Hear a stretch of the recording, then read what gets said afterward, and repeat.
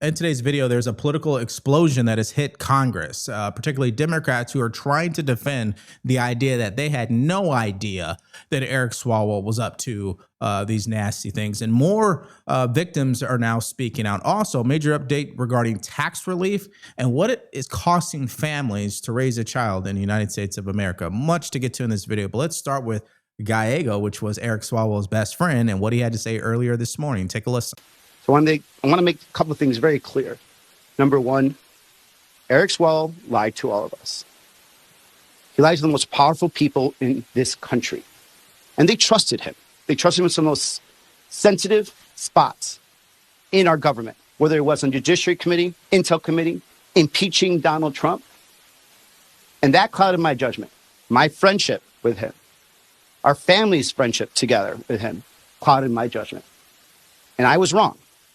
I deeply, deeply regret that. The women that came forward are courageous, and they still deserve justice. But to be clear again, I also had no knowledge of predatory behavior, sexual assault, or harassment.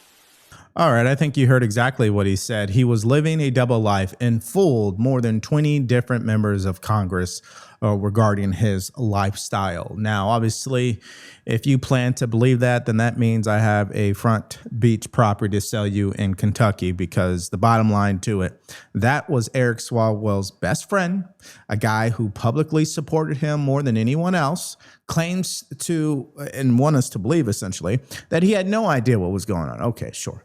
The fact that the internet has been able to get these video clips of Eric Swalwell's and his interesting behavior, even though he's been married this entire time, goes to show how stupid they think you are, that they're going to be able to sell the idea that they had no idea, no pun intended. Let's go to Pelosi. She was asked the similar question. Here's what she said. Eric Swalwell resigned today from the Congress. He withdrew from the gubernatorial race in California. Did you tell him to resign? Oh, Congress? I think that was his decision. I think it's a smart decision to make. The right thing to do? Yes, the right thing to do, yes. Not to subject members to have to take a vote on something like that, and not to subject your family. Probably 5 times in the history of our country has anybody been ejected from the Congress. Why should you be the 6th? If you have a challenge that you have to address, it's best addressed not as a candidate for governor and not as a member of Congress. Some Republicans and others are saying that Democrats turned kind of a blind eye, that they knew what he was up to or what the allegations were. That is absolutely positive. It's true that they may say that, but it is absolutely not true. You had no idea? None whatsoever. Yeah, this is the same woman who essentially forced Joe Biden, a sitting president, to drop out of his reelection bid, right? Okay, sure. I mean, of course they know.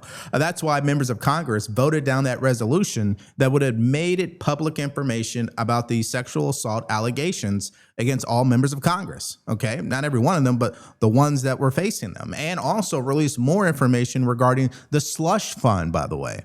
But the crazy thing about what she had to say is she was lying, because here's a clip from Dana Bash contradicting what she just said, that she did not call for Eric Swalwell to drop out of the race. Take a listen. Did you tell him to resign?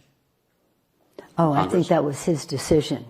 I think it's a smart decision to make. The right thing to do? Yes, the right. In the case of Eric Swalwell, the former Speaker and fellow Californian Nancy Pelosi, I am told, picked up the phone and called Swalwell on Friday night and said, you got to drop out of the governor's race, because remember, he was a leading candidate, and also made clear that he should resign from Congress.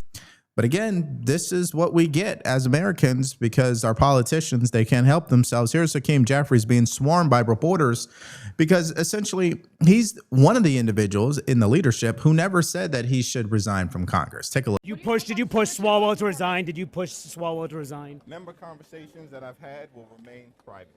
Why did you call for him publicly to resign, given these allegations? He's made the right decision. And what about Trifolis McCormick? Should she resign? Thank you, everyone. Okay, so I don't think we're really shocked by Hakeem Jeffries' poor response there. He definitely never called for Eric Swalwell to resign. And may I remind you guys, the problem with them resigning from Congress essentially is they get to keep their benefits. We talked about it yesterday after the announcement of Representative Tony Gonzalez and Eric Swalwell. They will keep their benefits, meaning their health care and their whatever retirement that they may get. It may not even be a lot of money if you really do the math, but I think most Americans would support the idea that a House ethics investigation should still move forward and they should still rule on these allegations. And if they do, and they found that they violated ethics, their benefits should be stripped. That's the bottom line to it. Let's go to Speaker Johnson. Here's what he had to say. Take a listen. Do you support expelling Sheriff McCormick and Corey Mills? Look, I, as you know, I have been a jealous guardian of due process around here. I do think certainly on Sheriff McCormick, the Ethics Committee has gone through all of its processes, and they've found some alarming facts. I think the facts are indisputable at this point, and so I believe it'll be the consensus of this body that she should be expelled. I mean, that certainly rises to the level that's needed. What about Mills? With regard to Mills, I'm not sure the status of the Ethics Committee investigation, and that's one of the things I'll be looking into today. So. When does Gonzalez?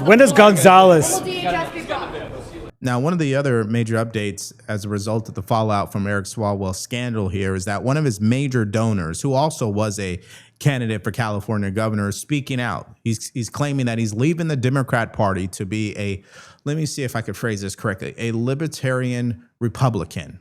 I don't know if that makes sense, but here's what he had to say. Take a listen. Customers of the United States, we deserve equal or greater value for our tax dollars.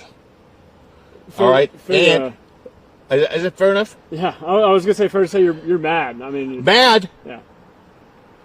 I am no longer a Democrat. I'm now a libertarian Republican, because that's what a blue dog Democrat used to be. Okay? Mm-hmm. It's called executing, being accountable, enforcing, respect, responsibility, and results. Knowing what your job description is. Delivering results. Unifying. Making this country great. The great brand we have, okay? Or we used to. Can we get it together, please? Yeah. Can we get it together, please? And you know what?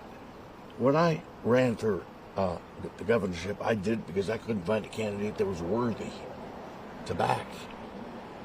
And I thought Eric had the goods. But he'd tell the truth. Okay? Do you like any of these other options? Too early to tell. Okay? Too early to tell. I met them all. Okay, let's just pause for this quick, important update. Do you owe back taxes or have unfiled tax returns?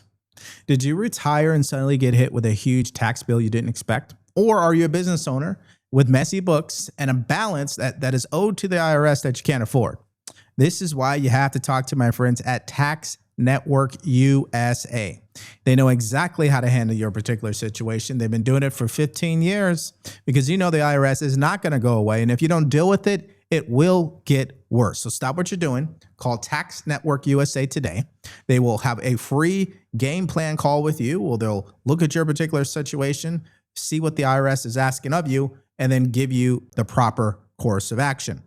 So take advantage of the free investigation call with them today by giving them a call. That number is 1-866-686-0279. That is 1-866-686-0279, or go to tnusa.com/Devore. All right, let's just break this down because there's a few contradictions there.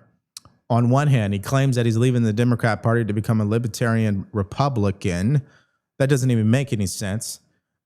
Because at the end of his statement, he said he might consider backing another Democrat candidate. So I don't know how that works.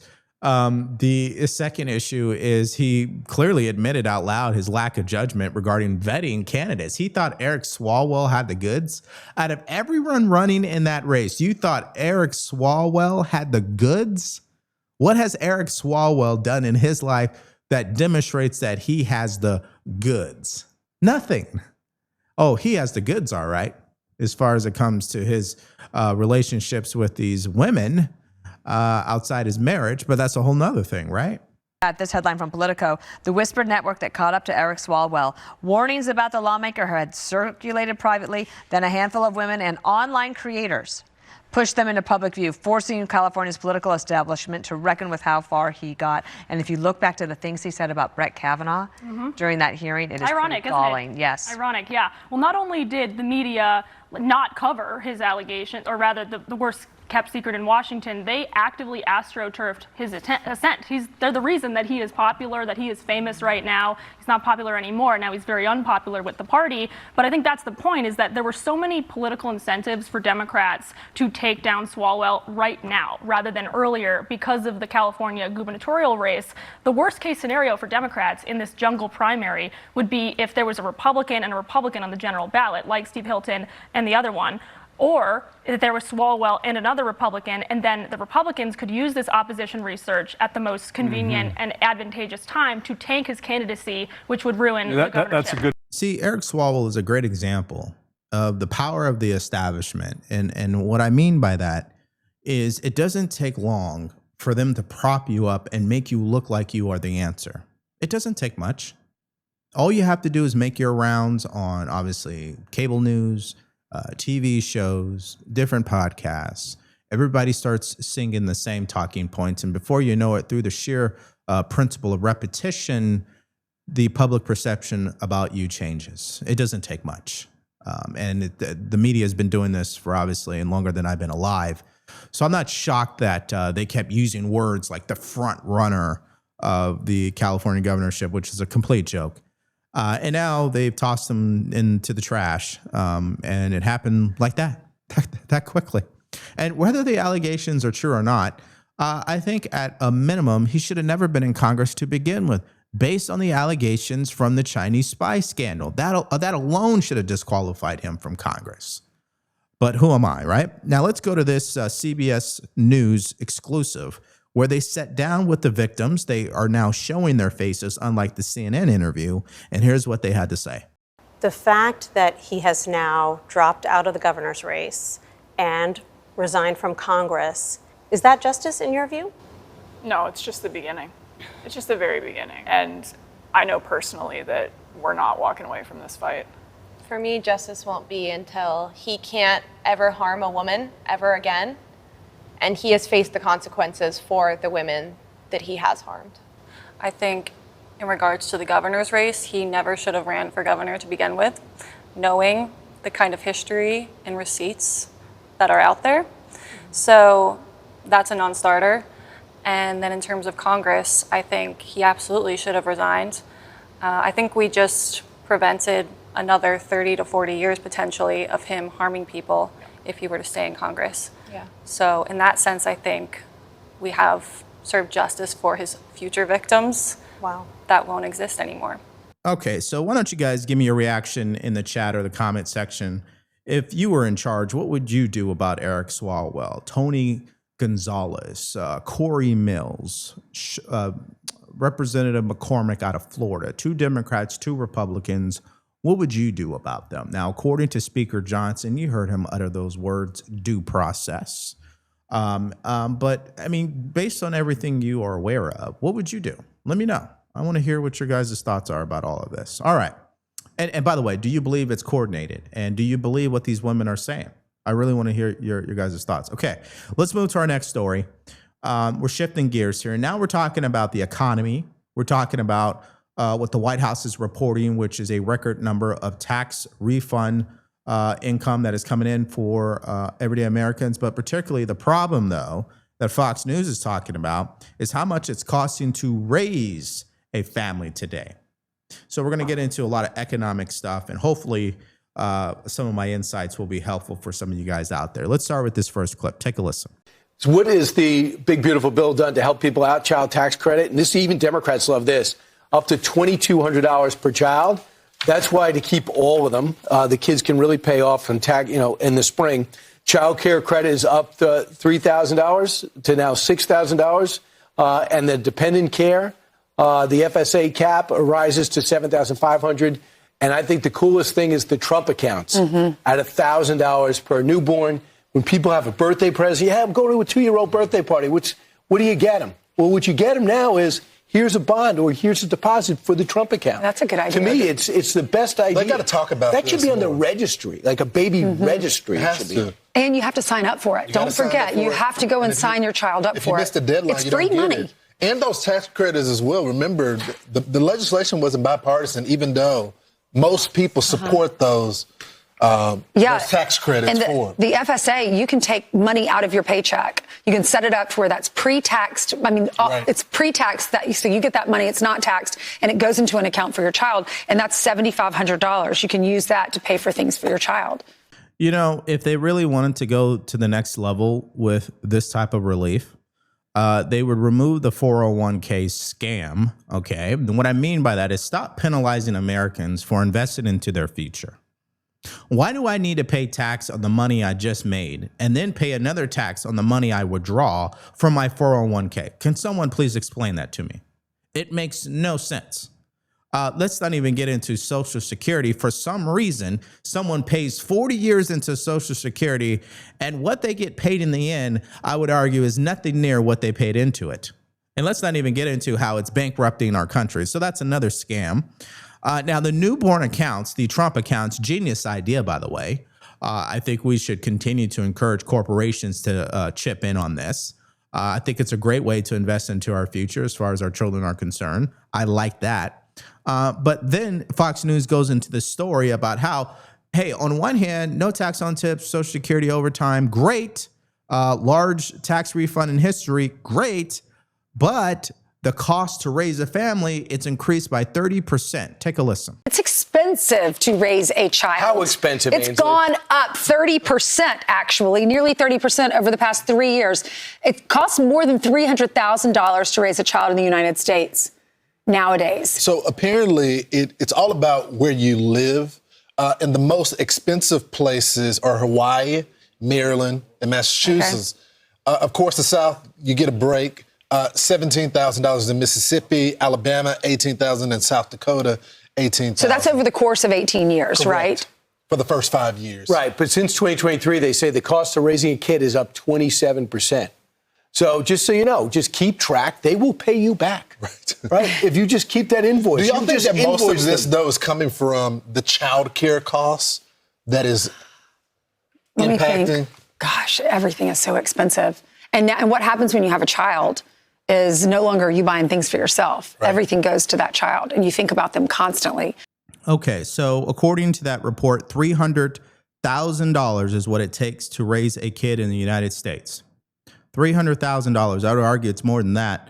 And so it begs the question, what could Americans be doing to rise above that cost? Well, it goes back to the very basic principles we talk about every time on the show. You got to think outside the box as far as your economic situation, meaning you got to find different ways to earn money. And the interesting part about it is we live in a time of abundance. There is no shortage of money. There is no shortage of opportunities. There is a shortage of people making a committed decision to see it through to the end and to put themselves in a position to earn more money. Yeah, there is a shortage of that. I mean, inflation has already occurred. There is no going back. And that's what a lot of people don't seem to understand. And so what do Democrats do? Well, they weaponize this issue by releasing targeted ads like this. 350,000 New Jerseyans are losing their health insurance, 42,000 alone in this district. Why? Because Republicans like my opponent, Joe Hathaway, would gleefully vote for the big ugly bill. You don't have to take my word for it. Would you have voted for it? Well, I would have, because once again, it was the largest tax cut in the history of America. The ultra-rich have received $4.5 trillion in tax cuts. And every single family in our district is going to be feeling that in one way or another. My Republican opponent and supporters of Donald Trump added $3 trillion to the national deficit and have gutted safety net programs like Medicaid and SNAP just to give another tax break to billionaires and corporations. Another vote for Republicans like Joe Hathaway is another vote for all of that. Now, unfortunately for that targeted ad, it was completely false. In fact, the new reporting from the IRS says that it's actually the wealthy who's paying the highest taxes right now because of the one big, beautiful bill. So, again, it doesn't really matter because people who would vote for someone like that probably is not interested in doing any research. So there's that. But even if it was true, The buck stops with us individually. The government's not going to save you, and it's not going to save me. We've got to take charge of our own careers, our own livelihood. And if we don't do that, someone else will. And if we leave it up to someone else, we can't be disappointed by the results. Okay. So far, they're arguing that $100 billion of tax refunds will stimulate the economy. This is being reported by Newsmax. Take a listen. Okay, Mitch, real quick, some provisions in the 2025 tax package include the ability to deduct up to $10,000 in interest on a loan for a U.S. assembled vehicle purchased in 2025. What other provisions should taxpayers know that could affect their return? Well, that salt state and local taxes has jumped enormously, and that's going to be very helpful. It's gone, I think, from up from 10,000 to 40,000. So that's going to be very, very good. And the consumer is the driver of the economy. So the $100 billion in total refunds that's going to be added, which is about $3,500 per household, will really, really stimulate the economy and be very positive. I think the big, beautiful bill was really good for the economy in general. And I think that, we should pay less in taxes and people don't need to stress about it. I think that the important takeaway is that there are more deductions this year than we've ever had, and the payout's going to be bigger and larger than we've ever seen. Now, that all sounds great, but there's one glaring issue that's going to become a serious issue for the administration moving forward, and that's gas prices. Again, another personal story. The other night, I filled up our SUV, and it was $116 to fill it up. We were literally on E when I did so. And the price was $4.59 per gallon. And this is in Texas, by the way. Now, $4.59 from someone who moved from California, that sounds like California gas prices. Now, those gas prices are absolutely through the roof. And of course, people in California, particularly politicians, will try to blame President Trump, but really, California has already had a gas price problem, if that makes sense. Anyways, I didn't really have a problem with the price, but I know people will have problems with the price. Now let's go to the vice president, because yesterday he spoke to Bret Baier on that particular issue. Take a listen. Last thing, should the American people be ready for more increased prices, especially at the gas tank, considering that this does not look like it's going to resolve very quickly as far as the Strait of Hormuz?